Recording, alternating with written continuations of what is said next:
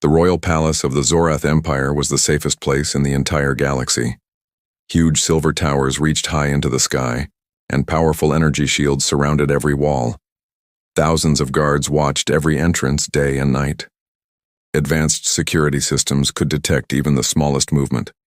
No one had ever broken into the palace, and no one had ever escaped without permission. For many years, the people of the Empire believed that nothing dangerous could ever happen inside those protected walls. At the center of the palace lived Queen Lyra, ruler of more than 300 star systems. She was respected, feared, and admired across the galaxy. Her decisions could change the fate of entire worlds. Even the strongest leaders thought carefully before speaking against her. Yet despite all her power, there were only 3 beings she loved more than her empire. They were her young sons, Prince Kael, Prince Rin, and Prince Varro. The 3 brothers were energetic, curious, and known for finding trouble wherever they went. That morning seemed completely normal.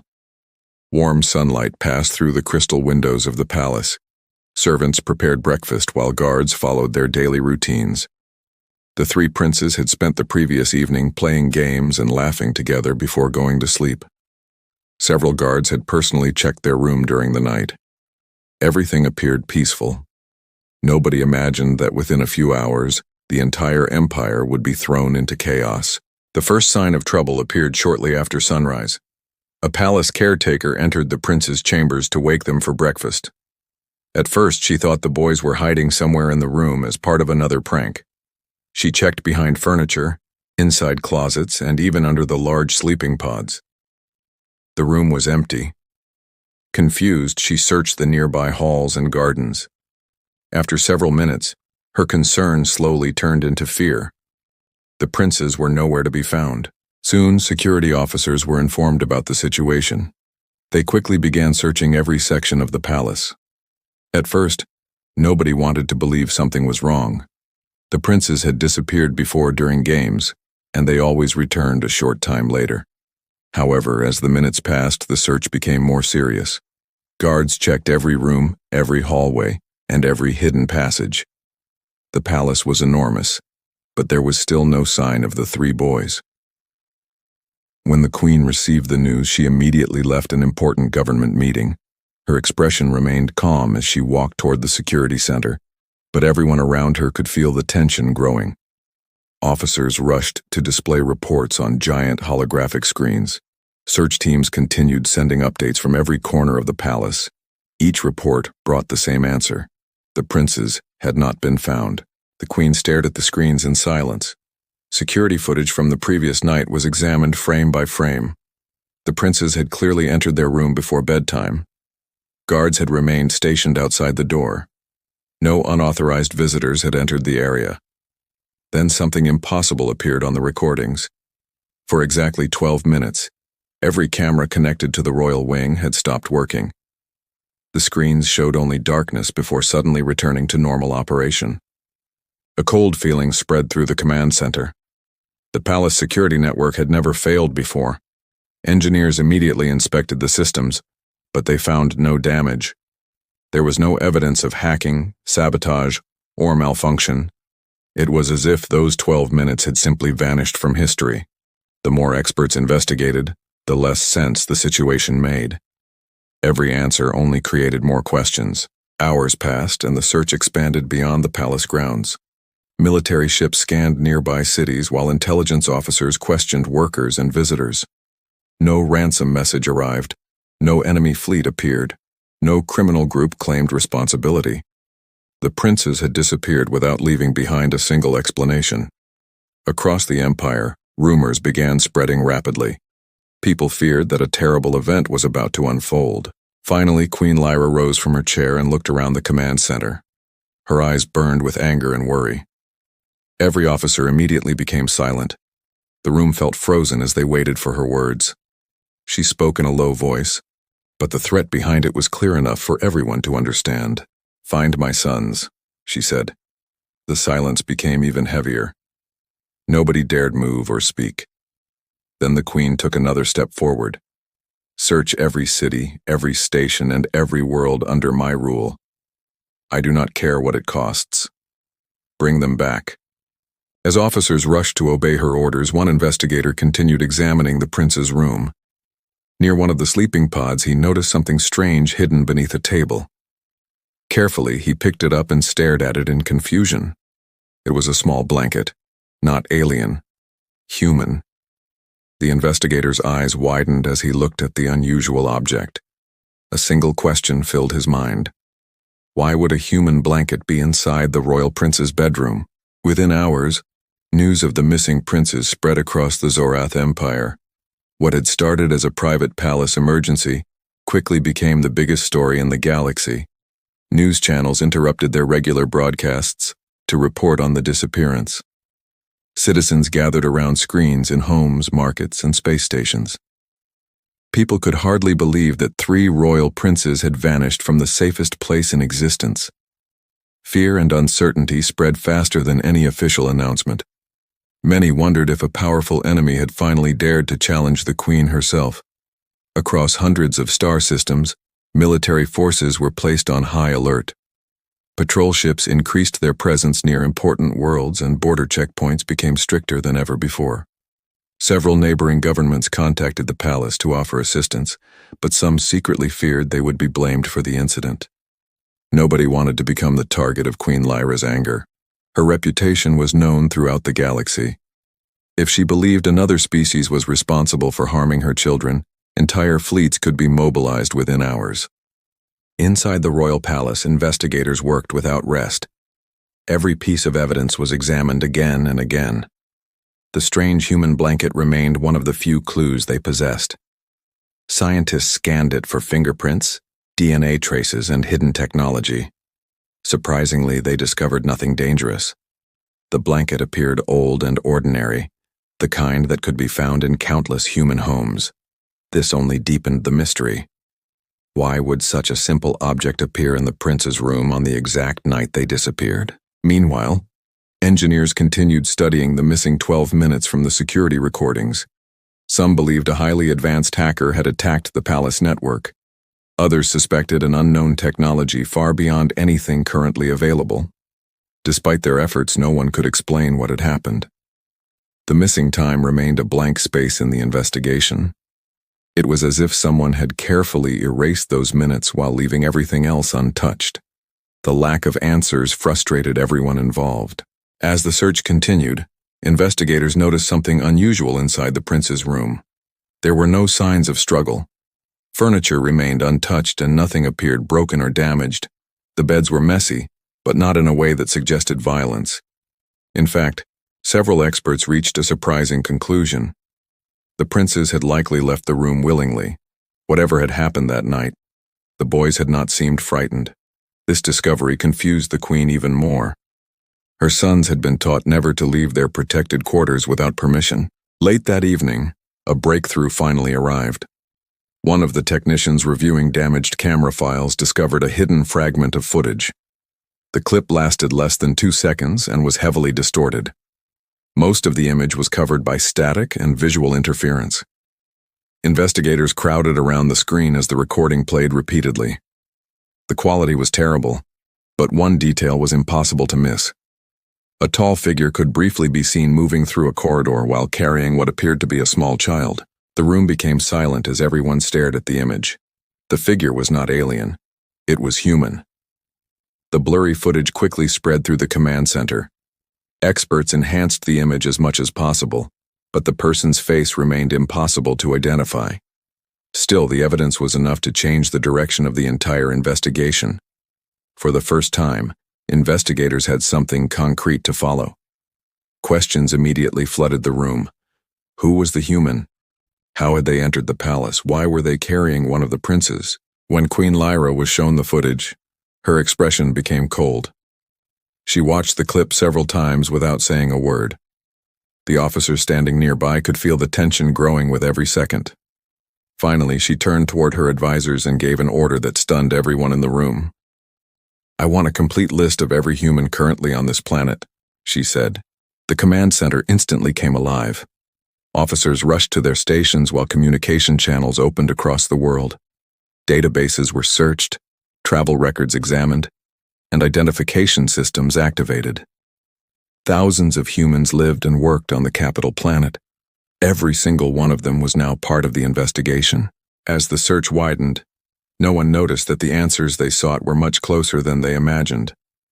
Far from the palace, in a quiet neighborhood on the edge of the city, a human man sat peacefully inside his small home. Unaware of the massive search taking place across the empire, he relaxed in a chair while reading an old digital book, and sleeping peacefully nearby were the 3 missing princes.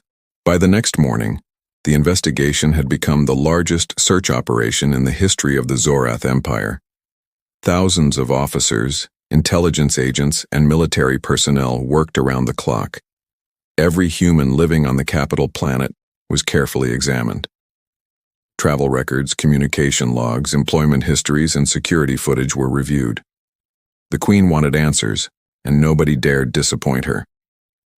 Across the galaxy, people followed every update, waiting to learn who had taken the missing princes. The blurry security footage remained the strongest clue investigators possessed. Although the human's face could not be identified, advanced tracking systems began comparing body shapes, movement patterns, and locations. After many hours of analysis, one name repeatedly appeared in the reports. His name was Daniel Carter. He was a human who had lived on the capital planet for nearly 6 years. Unlike many humans working in trade or technology, Daniel lived a quiet life, far from the busy city center. Investigators quickly gathered information about him. Daniel worked as a maintenance technician and occasionally volunteered for local rescue missions. His record was completely clean. He had never been arrested, never been involved in violence, and never caused trouble with local authorities. Neighbors described him as friendly, helpful, and unusually kind. He often repaired broken equipment without charging money and regularly assisted elderly residents. Nothing about his background suggested he was capable of kidnapping royal children. However, the more investigators searched, the more unusual details they discovered. Several witnesses reported seeing the princes near public areas during previous months. According to these reports, the boys had occasionally escaped their royal escorts and explored parts of the city. More surprisingly, a few witnesses remembered seeing them speaking with a human matching Daniel's description. At first, these encounters seemed harmless, yet now they appeared far more important than anyone had realized. When the reports reached Queen Lyra, her patience was nearly exhausted. More than 24 hours had passed since her sons disappeared. Fear and anger continued growing inside her. Every possibility crossed her mind. Had Daniel somehow gained the prince's trust? Had he planned their disappearance for months? Was he working for a larger organization hidden somewhere in the shadows? Without answers, the Queen could only imagine the worst. Military officers soon arrived at Daniel's workplace, only to discover he had not reported for duty that morning. This immediately raised suspicion. Search teams tracked his registered address to a small residential district located near the edge of the capital city. The neighborhood was peaceful and far removed from the luxury of the royal palace. Small homes lined quiet streets, and local residents rarely experienced excitement. Everything appeared normal, yet the empire's most important investigation had suddenly led directly there. Within an hour, military vehicles surrounded the entire area. Armed guards established security checkpoints while surveillance drones filled the sky overhead. Curious neighbors watched from their windows as dozens of soldiers moved into position. Rumors spread rapidly through the district. Nobody understood why the military had arrived, but everyone sensed something serious was happening. The presence of royal forces usually meant danger, and people stayed inside their homes. At the center of the operation stood a modest house with a small garden in front. According to official records, it belonged to Daniel Carter. The building looked completely ordinary. There were no signs of criminal activity, hidden defenses, or suspicious technology. Everything about the house suggested the life of a normal citizen. Yet intelligence officers remained convinced that important answers were waiting inside. When Queen Lyra arrived personally, the atmosphere changed immediately. Her transport ship landed nearby, and silence spread among the assembled troops. The Queen rarely participated directly in field operations, but this situation involved her children. She was no longer acting only as a ruler. She was acting as a mother determined to bring her sons home. Every soldier straightened as she stepped forward, her expression cold and unreadable. The military commander approached her carefully. He explained that thermal scanners detected several life signs inside the house. However, the readings were unusual. No signs of distress, panic, or conflict were detected. In fact, the individuals inside appeared remarkably calm. This information only deepened the mystery. If the princes had truly been kidnapped, why did everything seem so peaceful? Queen Lyra walked toward the front door while dozens of soldiers aimed their weapons. Tension filled the air. Everyone expected resistance. Everyone expected a desperate kidnapper preparing to defend himself. The entire galaxy had been searching for the missing princes, and now the search seemed to be ending at this simple house. The queen stopped a few steps from the entrance. Without taking her eyes off the door, she gave a single order. "Open it." A soldier moved forward and activated the entry controls. The door slowly slid open. The troops prepared for danger. The queen prepared for confrontation, but the sight waiting inside would leave every person present completely speechless. As the front door slowly opened, every soldier tightened their grip on their weapons. The queen stood motionless, her eyes fixed on the entrance. The entire operation had led to this moment. Everyone expected to find frightened princes, hidden prisoners, or evidence of a dangerous crime. Some officers even prepared themselves for a violent confrontation. After all, the whole galaxy believed that the royal children had been kidnapped. Nobody was prepared for what they were about to see. The inside of the house was quiet and warm. Soft sunlight entered through the windows, lighting a simple living room filled with ordinary furniture. There were no weapons lying around. There were no security systems or hidden traps. Everything looked peaceful. For several seconds, nobody moved. The silence was so complete that the soldiers could hear their own breathing. Confused, they slowly stepped inside while searching every corner of the room. Then one officer noticed movement near a large sofa in the center of the room. His eyes widened immediately. The other soldiers followed his gaze. What they saw made them freeze in place. Even Queen Lyra stopped walking. For a moment, nobody could believe the scene before them. It was so unexpected that several officers wondered if they were somehow looking at the wrong house. Daniel Carter was asleep on the sofa, and resting peacefully on his chest were the 3 missing princes. Prince Kale was lying comfortably against Daniel's shoulder. Prince Rin had wrapped his arms around one of the human sides while sleeping peacefully. The youngest Prince Vero was stretched across Daniel's chest using a folded blanket as a pillow. All 3 boys looked completely safe. Their faces showed no fear, no sadness, and no signs of distress. Instead, they appeared more relaxed than anyone had seen them in a very long time. The room remained silent as everyone stared in disbelief. This was not what anyone expected to find. There were no chains, no locked doors, no signs of kidnapping. The princes looked as though they had chosen to be there. Even more surprising, Daniel himself seemed completely unaware of the army surrounding his house. He continued sleeping peacefully while the most powerful ruler in the galaxy stood only a few meters away. Queen Lyra felt a mixture of emotions rush through her. Relief was the strongest. Her sons were alive. They were unharmed. They were healthy. But alongside that relief came confusion. Why were they here? Why were they sleeping on a human they barely knew? Nothing about the situation made sense. Every theory the investigators had created during the past day suddenly fell apart. One of the soldiers accidentally stepped on a loose floor panel, creating a loud sound. The noise instantly woke Daniel. His eyes opened, and he sat up slightly before noticing dozens of armed troops surrounding him. For a brief moment, he looked completely confused. Then he saw the queen standing in front of him. Instead of panic, his expression showed simple surprise, as though he had no idea why everyone was there. The movement also woke the princes. Prince Kale rubbed his eyes and looked around sleepily. Prince Rin yawned while trying to understand what was happening. Little Varro blinked several times before spotting his mother. The youngest prince immediately smiled. It was the reaction of a child seeing a parent after a long day, not the reaction of a victim being rescued from captivity. The queen stepped forward, her voice firm but controlled. She demanded to know what had happened and why her sons were inside this human's home. Before Daniel could say a single word, the princes quickly climbed off the sofa and moved in front of him. Their actions surprised everyone in the room. Instead of running toward the soldiers, they positioned themselves as if they were protecting the human. Prince Kale looked directly at his mother. "Please don't hurt him," he said. The room became completely silent again.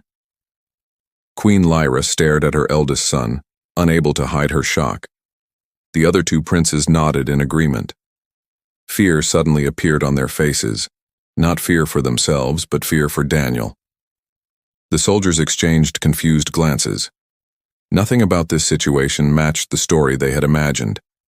The missing princes were not accusing the human of harming them. They were defending him. The queen looked from her sons to Daniel and back again. More questions filled her mind than ever before. Whatever had happened during the last 2 days, the truth was clearly far different from what anyone expected. And for the first time since the princes disappeared, Queen Lyra realized that she might not understand her own sons as well as she thought. The room remained silent after Prince Kale's unexpected words. Queen Lyra looked at her sons with confusion written across her face. The soldiers were equally shocked. They had come expecting to rescue frightened children from a kidnapper. Instead, they were watching the missing princes stand protectively in front of a human. Daniel himself looked uncomfortable with all the attention. He slowly stood from the sofa and raised his hand slightly, trying to show that he meant no harm. However, before he could explain anything, the princes began speaking. Prince Kale stepped forward first. He explained that Daniel had never kidnapped them.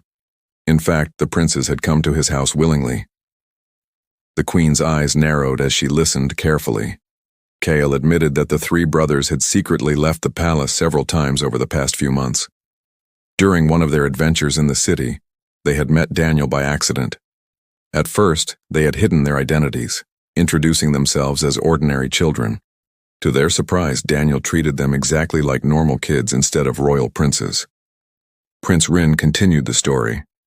He explained that life inside the palace was very different from what most people imagined. The palace was beautiful, but it often felt lonely. Every day was filled with lessons, rules, schedules, and security escorts. Everywhere they went, servants followed them. Guards watched them constantly. Teachers expected perfection from them. Nobody wanted to upset the future heirs of the empire. As a result, very few people spoke honestly with them or treated them like ordinary children.